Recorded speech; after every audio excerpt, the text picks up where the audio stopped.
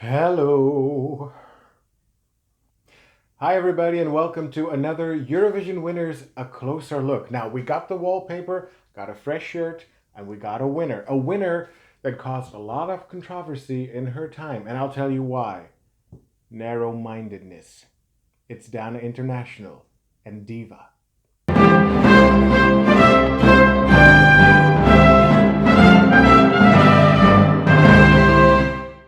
Now, Dana was born in 1969, we think, because that's where the first controversy starts. One website says 1969, another website says 1972. Then there's the story that at 8 years old, she saw Overhase perform at Eurovision for Israel and then decided she wanted to be a singer herself.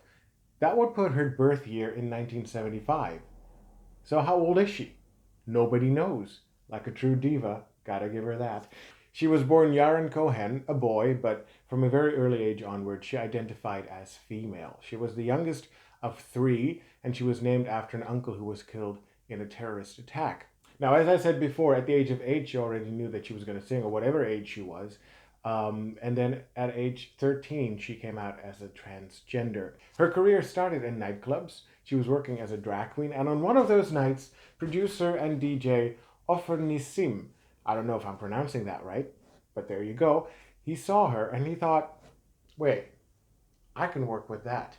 And he gave her her first recording called Saida Sultana. Saida Sultana became her first big hit. It received a lot of exposure in Israel. And by then she was known as Dana, so not Dana, but double N. She got the name Dana, or Dana, as she would later be known, from Daniel, which was a friend of hers who died in a car accident. So it was a tribute to him. And then in 1993, she went to London to have the, and I have to read this because it's a mouthful, male to female sex reassignment surgery. And she officially became a woman. Of course, that sparked outrage already in Orthodox circles because she was a huge star in Israel by that time already, which also meant that when she wanted to participate in the 1995 pre-selection for Eurovision, she received a lot of backlash then already. Nevertheless, she persisted to participate in Eurovision 1995 because she didn't win, as we all know. She came in second with a song called Laila Tov or Leila Tov. My Hebrew is not fluent, I'm sorry. Leila Tov Europa. Both songs, her first single, Saida Sultana and Leila Tov Europa, may not have withstood the test of time particularly, but they're fun to watch anyway. So 1995 was not her Eurovision year, but she kept building at a career, and in 1998 she was internally selected to represent Israel in the 1998 Eurovision Song Contest in Brighton. The song was written by Svika Pick, who is a prolific songwriter anyway, but also a prolific Eurovision songwriter, and by Yoav Ginai. Again, Hebrew not fluent. I'm not sure if I'm pronouncing these names right. But he is a prolific songwriter too, and he has a long affiliation with Eurovision in Israel. They wrote the song, Dana performed it, internal jury selected it, and on we went to Eurovision in Brighton. Not before there was a lot of opposition, of course, from Orthodox people, conservatives, so much so that when she went to Great Britain, Dana had to have police escorts and security around her all week. Back then, it was a 1 week event, Eurovision, not 2 weeks like it is now. Yes, those were the days, my friend. So, under those circumstances, she took her Europop kitschy camp song to Brighton to the Eurovision Song Contest, and what a contest it was. And of course, we were in Birmingham that year and not Brighton. Silly me. The 1998 Eurovision Song Contest was a very special one. Terry Wogan, Eurovision legend, he hosted it. The orchestra was seen and heard for the last time. Gildo Horn, the German entry, practically molested the Eurovision stage that year, and Ulrika Johnson unintentionally insulted the Dutch jury spokesperson. And then there was the televoting. It was the first year that televoting was used to decide the winner of the contest, bar a few countries who couldn't use it yet. So yes, that was the year that for the first time it was all our fault. So Dana performed that night, and truth be told, she may not have been the most solid singer of the evening, and there was yet another bit of controversy when the singer who helped her out vocally was pushed to the side. And she was a big singer, so people said, oh, well, the thin ladies can stand with Dana in front, in the light, and then the big singer, she has to be in the back somewhere.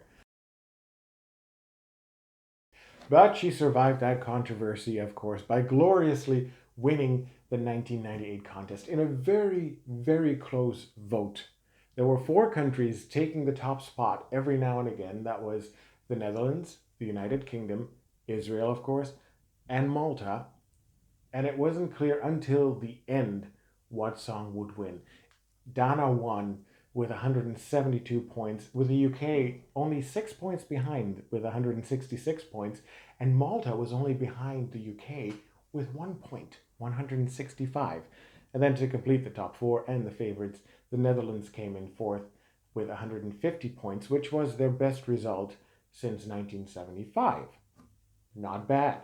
So the televoting audience went with Dana, and of course, this was so much more than just a third Israeli victory in the Eurovision Song Contest. Yes, we liked the song well enough. It was a huge hit all over Europe. It's still regarded as one of the classics of Eurovision. It was voted 14th, if I'm not mistaken, in 2005 among the best Eurovision Song Contest songs. But that's basically the song. And the legacy of Dana International and Diva is not the song, it's Dana International herself. Because she opened up eyes, she opened up conversations, she paved the way for artists like Conchita Wurst to even participate in Eurovision. And then, of course, Conchita would go on to win it as well. And remember, this was a time, 1998, when these things were not out in the open as much as they are today. Today we talk freely about these things. Back then, this was new, this was a novelty. So, what won was not only a fun song to listen to, it was a statement. That's what won. And that is the most important legacy of Dana International and the Diva win.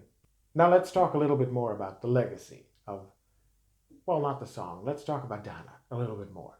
Because Dana went on and created a huge career for herself in Israel and also outside. I mean, the gay community, of course, made her an icon, so she's a very well-loved guest at gay prides or other rainbow venues, as well as non-rainbow venues. I can tell you, I can assure you that. She wrote the 2008 Israeli entry, which was called Keilu Kan, sung by Boaz Mauda, and she tried again herself in 2011 with Ding Dong. Unfortunately, she didn't make it past the semifinals, which I think is a disgrace. She's a Eurovision legend. She should have been in the final no matter what the song. Shame on you, Europe. It was the first time a winner of the Eurovision Song Contest did not participate in the final of that year. Think about that. Just think about that.